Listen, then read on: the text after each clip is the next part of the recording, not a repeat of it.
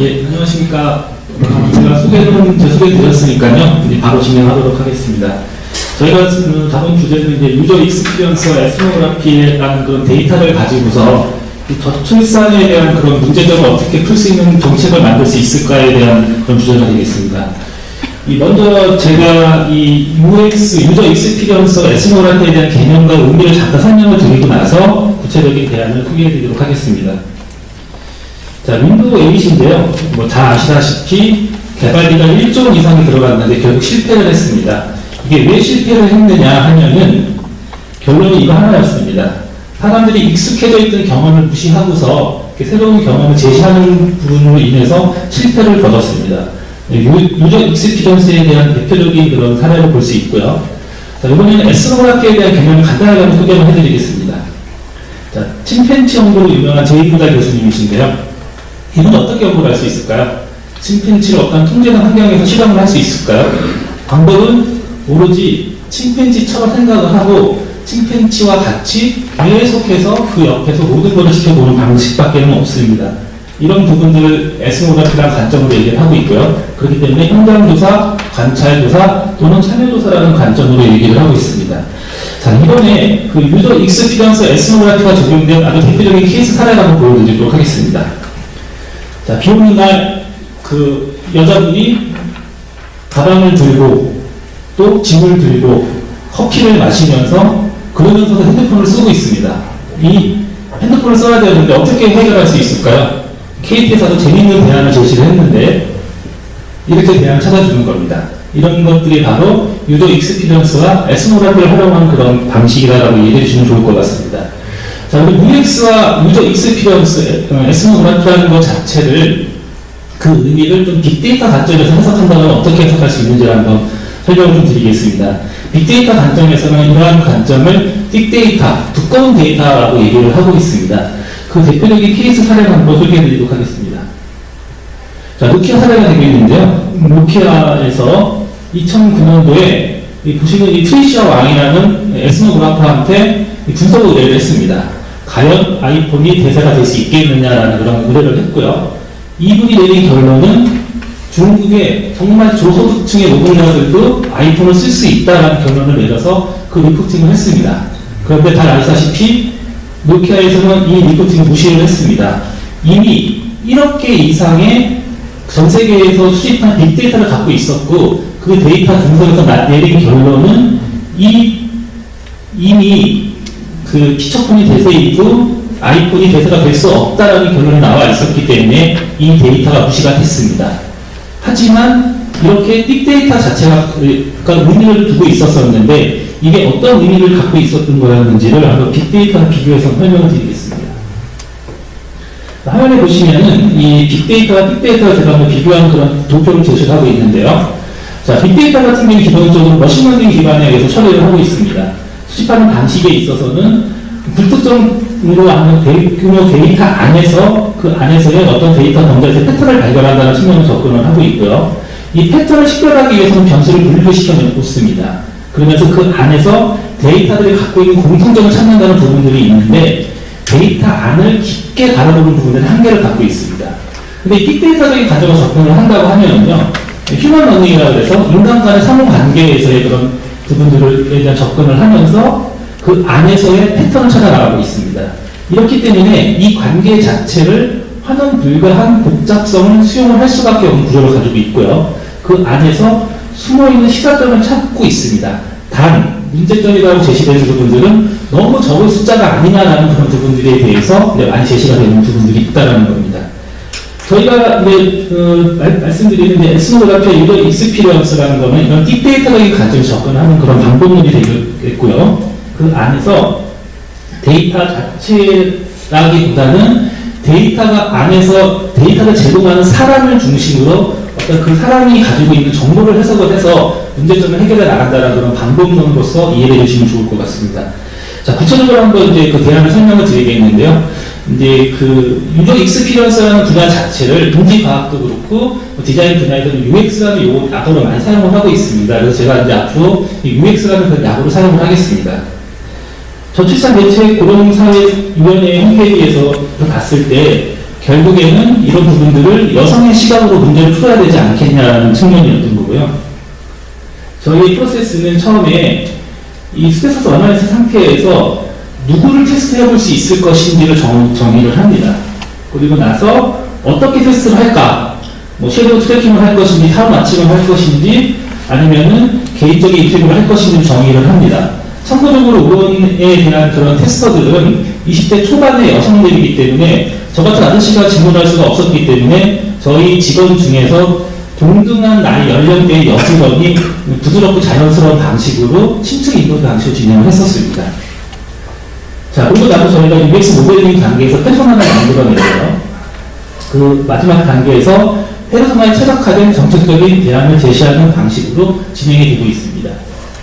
자, 페르소나에 대한 개념을 간단하게 소개를 드리겠는데요. 어떤 사용자 유형들을 대표하는 가상의 인물을 만든다라는 개념이 페르소나입니다. 자, 목표 인구 집단이 있고요. 그 안에서 그 자료들을 바탕으로 해서 구체화된 성별, 직업, 직장, 취향 등을 정의를 합니다. 이런 방식으로 이제 페르소나를 정의하게 되는데요. 어떤 특정한 상황과 어떤 환경 속에서 어떤 인물이 어떻게 행동할 것인가를 예측하는 방식을 페르소나 기법이라고 얘기를 합니다. 구체적인 현황 분석에 대한 데이터들은 저희가 여러 가지 부분들에 대한 데이터를 쭉 분석을 해봤는데 다 많이 아실 수 있는 내용이기 때문에 제가 스킵을 하겠습니다. 저출산 부분들, 연애 부분들, 전문 교육에 대한 이슈들, 부분들. 흥미로운 부분들은 동물에 대한 인식에 대해서 상당히 좋게 평가하고 있는 부분들이 있습니다. 이게 일반적인 그런 아저씨들이나 아줌마들 세대가 생각하는 그런 관점이 아니라 이 나이 또래에서의 그런 내용들이기 때문에 이 부분들을 저희가 한번 질문에 꼭 담아봤습니다. 자, 이렇게 내린 결론에서 봤을 때 저출산의 원인은 초기 가임기 여성의 인식이 되게 부정적인 것이라는 부분들, 그 다음에 전문 교육을 받고 소득이 높을수록 출산율이 소극적이다라는 거, 그 다음에 가정과 사회에서 가부장적인 모습으로 인해서 출산율이 부정적이다라는 측면들로 인해서 저희가 내린 결론은 이런 부분들에 대한 부정적인 시각을 갖고 있는 고학력의 초기 가임기 여성들, 20대 초중반 여성들을 한번 중점적으로 한번 테스팅을 해보자라는 그런 결론을 내렸고요. 자, 그걸 하기 위해서 저희가 이렇게 리서치 설계를 했습니다.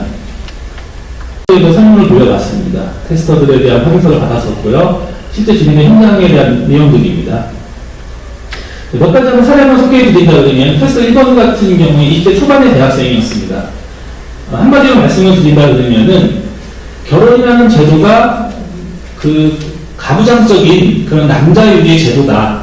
그래서 이 친구 같은 경우에는 어리지만 주변에서 결혼하면 다 손해다라는 얘기를 많이 들었다고 합니다. 테스트 2번 같은 경우에 20대 중반의 대학원생이었는데요. 여성을 하대하기 때문에 나는 출산 파업을 할 것이다 라는 그런 의미로 요약이 될 수 있었을 것 같습니다. 자, 3번 같은 경우도 비슷한 의견이었고요. 그다음에 4번 이제 많이 나타났던 부분들이 결혼 출산에 대한 무관심, 왜? 내 꿈이 더 중요하기 때문에 이런 인식들을 많이 갖고 있었습니다. 5번, 6번, 7번, 8번에 대한 저희가 심도 있는 인터뷰를 진행을 했었고요. 인터뷰 진행은 1시간 반 정도 진행이 됐었습니다. 자, 이렇게 된 시사점을 설명을 드린다 그러면요. 결혼을 방해하는 조건과 출산을 꺼리는 조건, 양육과정의 문제, 기타 의견을 수렴할 수가 있었습니다. 저희가 이렇게 수렴된 의견을 가지고 페르소나를 도출하기 위한 모델링을 진행을 했는데요. 자, 데이터들에 대한 요약 부분이 있고요. 첫 번째 데이터 코딩을 진행을 했습니다. 그리고 나서 이거를 이런 질적 데이터들을 어떻게 이제 분석을 할 수 있냐는 방식에 있어서 어피니티 다이어그램을 그려내는 방식이 가장 효율적이라는 부분들에 대해서 입증된 부분들이 많이 있습니다. 그래서 이 기법을 활용을 해서 저희가 이런 식으로 페르소나의 캐릭터를 부여할 수 있는 키워드를 추출을 해봤습니다. 자, 이러한 방식으로 저희가 1차적인 키워드 추출을 했고요.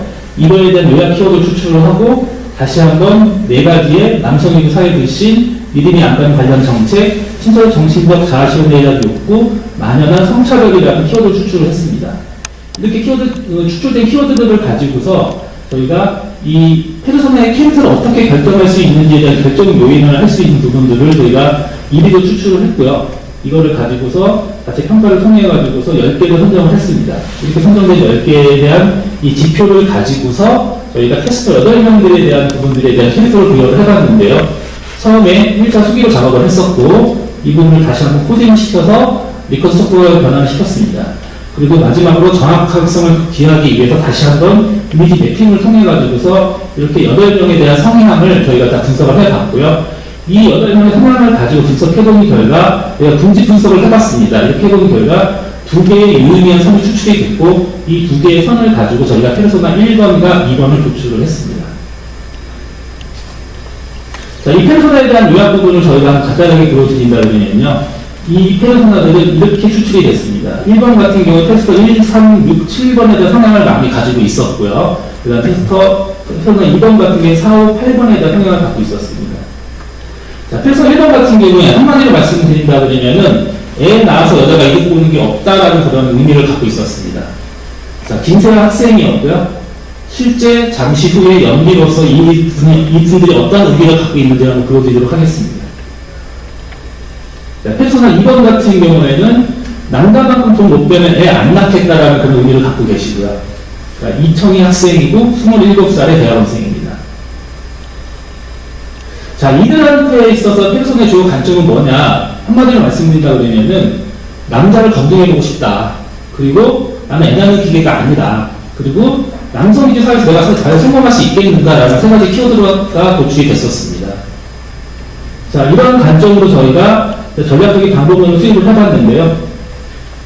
저희가 내린 결론은 그거였습니다. 이렇게 데이터를 분석을 해보니까 결국에는 트라우마를 갖고 있었습니다. 결혼에 대한 트라우마, 그 다음에 출산에 대한 트라우마, 가부장적인 사회에 대한 트라우마를 갖고 있었기 때문에 이 트라우마를 극복시켜주는 부분들이 초기 가임기의 고학력 여성들에 있어서 가장 결정적으로 중요한 요소다라는 그런 결론을 내렸고요.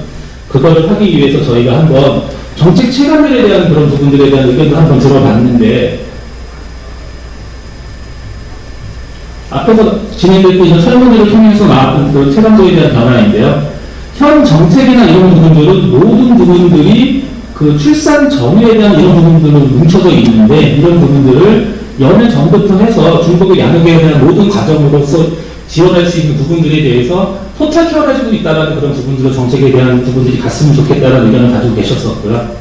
그 다음에 저희가 이제 구체적으로 이 페르소나들의 어떤 그런 트라우마를 갖고 있고 어떻게 극복할 수 있는 정책이 있을지에 대한 부분들을 정책 변수의 투입 전후 과정을 저희가 연구 기법을 활용해서 한번 보여드리도록 하겠습니다. 자, 첫 번째 이제 결혼 트라우마에 대한 극복인데요. 결혼에 대한 트라우마를 갖고 있습니다. 이런 부분들을 직접 한번 페르소나의 의견을 통해서 한번 들어보도록 하겠습니다. 페르소나 1번부터 한번 얘기해 주시죠. 요즘에 남자 믿을 수가 없어요. 남자 만나는 게 얼마나 무서운데요. 워낙 이상한 사람들도 많고요. 아니, 그리고 남자를 만난다고 쳐도 뭐 가치관이나 삶의 패턴 이런 걸 좀 파악하면서 만나야 되는데 그럴 만한 기회가 없으니까 사실 결혼까지 불안하긴 하죠. 저는 살아서 이혼을 하느니 그냥 결혼 안 하는 게 낫다고 생각해요. 자, 이번에는 페르소나 2번에 한번 의견을 들어보시죠. 남자만큼 능력 없으면 결혼 안 할 거예요. 사회생활을 하다 보면 남자들이 여자 무시하고 하대하는 때가 많은데 그럴 때마다 진짜 결혼하기 싫어요. 그리고 그 아저씨 꼰대들 있죠. 그 꼰대들은 말이 안 통해요. 대화가 안 된다니까요. 논리가 통하지를 않아요. 그냥 저는 지금 남자친구랑 연애만 하면서 살고 싶어요. 그러다가 좀 괜찮다 싶으면 결혼은 좀 생각이 있고요. 자, 이러한 결혼에 대한 트라우마를 갖고 있습니다. 그래서 저희가 이제 어떠한 정책 변수를 놓을까에 대한 부분들을 고민을 해봤고요. 경제적인 지원의 부분에 있어서 저희가 이제 그 어떤 건전한 동거라는 정책적인 제안을 제시를 해드릴 수가 있다고 생각을 하고 있는데, 그런 차원에서 한번 경제적인 지원에 대한 부분에 있어서 뭐 2년간 안정적인 동거 생활을 유지할 때는 결혼식 비용을 지원을 한다든지, 아니면은 임신, 출산, 양육 기간에 있어서 원하지 않는 임신을 예방시켜준다든지, 의료 지원 등에 있어서도 어떤 결혼한 부부가 동거나 혜택을 지원해 준다고 하면은 이들이 생각이 어떻게 변할 수 있을까? 한번 다시 이런 정책 변수가 투입됐을 때의 변화에 대한 모습을 페르소나 안에서 다시 한번 보시겠습니다. 전 결혼 전 동거는 찬성하는 사람인데 국가에서 지원까지 해준다니까 왠지 가벼운 연인 사이의 동거 느낌이 아니라 조금 더 책임감을 느낄 수 있게 되는 것 같아요. 그리고 동거를 하고 나중에 결혼까지 할 수 있으면 너무 좋겠지만 혹시라도 그러지 않았을 때 서로에 대해서 최선의 선택을 할 수 있는 거니까 장점인 것 같아요. 예, 페르소나 2번의 생각 한번 들어보시죠. 건전한 동거? 그러면 건전한 동거를 하는 그 2년 동안의 기간에는 제가 미리 결혼 생활을 경험하면서 일을 병행하는 거니까 일과 결혼, 그 두 마리 토끼를 동시에 잡을 수 있는 어떤 기회를 갖게 되는 거네요. 그럼 그 2년 동안 제 커리어를 탄탄하게 쌓을 수 있고, 그리고 나중에 진짜 결혼을 하게 되면 경제적으로 지원을 받게 되니까 정말 현실적으로 좋은 정책인 것 같아요. 그리고 결혼을 하고 나서 아이를 출산한다는 생각을 하게 됐을 때는 우선 남편이랑 신뢰감이 탄탄할 테고, 그리고 제 일도 안정적으로 돼 있을 테니까 출산 시기를 조금 더 앞당길 수 있지 않을까요? 예. 자, 저희가 제시하는 정책 제안 자체가 건전한 동거라는 우리나라 유교문화에서 좀 약간 어렵게 받아들일 수 있는 부분들도 있습니다. 하지만은 아까도 잠깐 말씀드렸지만은 현황 분석에서도 그렇고 실제 프랑스라든지 아니면은 영국에서는 이런 부분들에 대한 실험 성공 사례들을 가지고 있습니다. 그렇기 때문에 우리도 충분히 고려해볼 만한 그런 가치가 있는 정책 대안이 되지 않겠냐라는 생각을 갖고 있고요.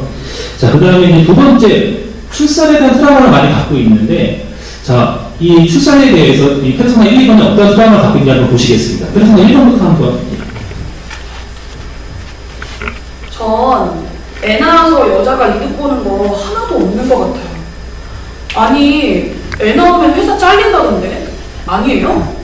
저도 애는 좋아해요. 근데 그건 제 애가 아니니까 그렇죠.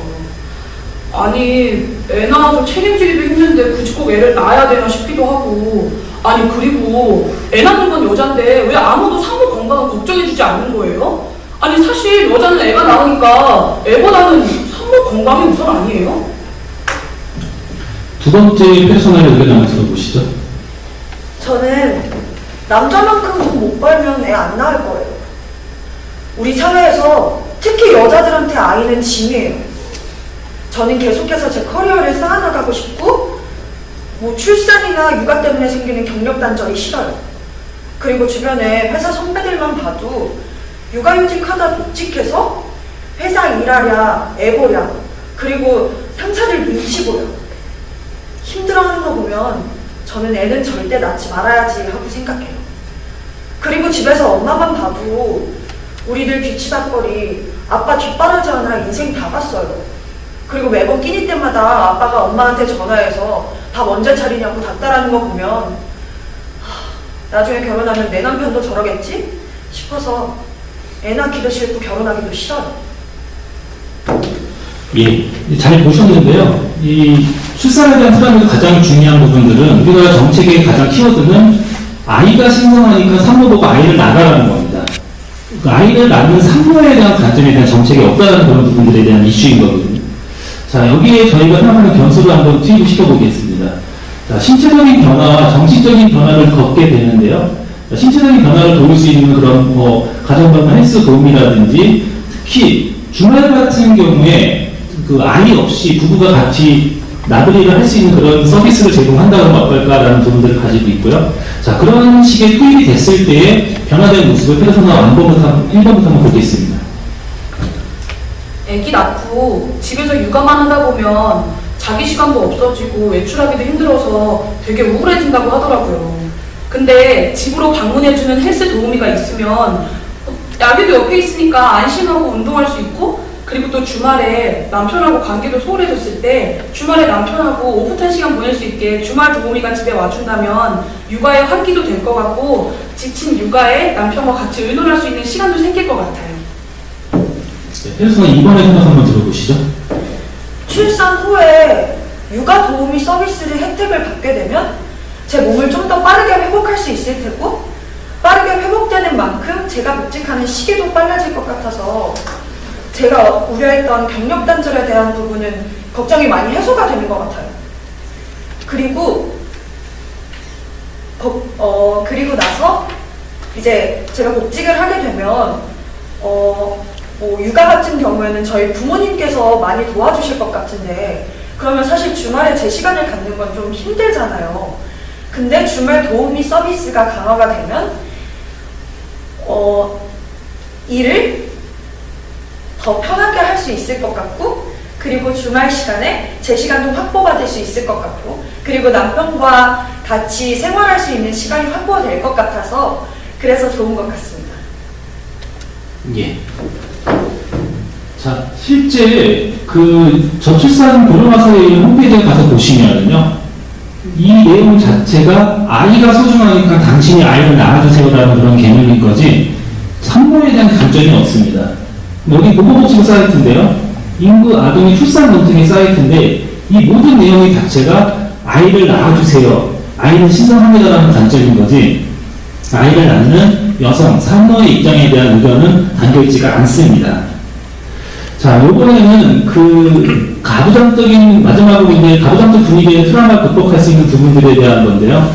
저희가 이거를 극복할 수 있는 부분들은 크게 가정에서 아빠나 오빠나 남동생의 그런 가부장적인 모습, 직장 학교에서의 가부장적인 그런 모습이기 때문에 이런 거를 극복할 수 있는 캠페인을 할 수 있는 그런 영상 한번 만드는 게 어떻겠냐라는 생각을 가졌고 저희가 참고적으로 하나 영상만 한번 제작을 해봤는데 간단하게 한 번만 보여드리고 나서 설명 좀 더 드리겠습니다.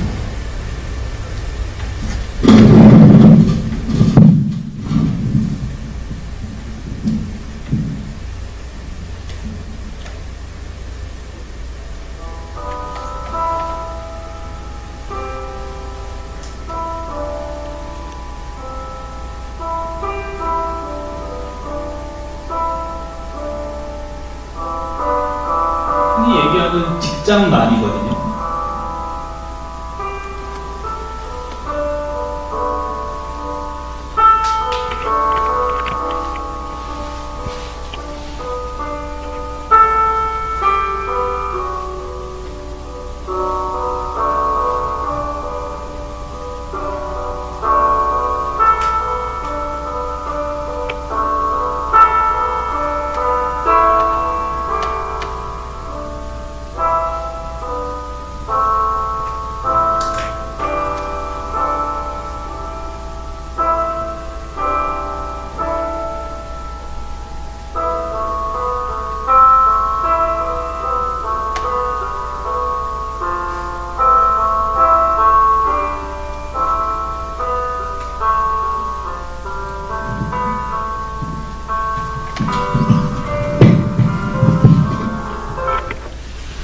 예, 간단하게 저희가 한번 보여드렸고요.